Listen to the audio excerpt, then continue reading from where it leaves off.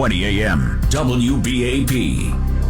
This is Mike Trena from the WBAP 24/7 newsroom. A severe thunderstorm warning is being issued for Dallas, Tarrant, Johnson, and Ellis counties in north central Texas. Stand by as we alert our other stations in the area on WBAP.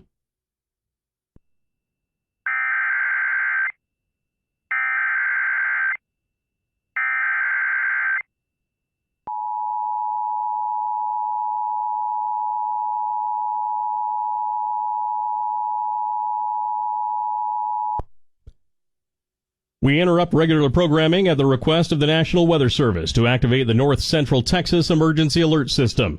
A severe thunderstorm warning until 6:30 for Dallas, Johnson, Tarrant, and Ellis counties.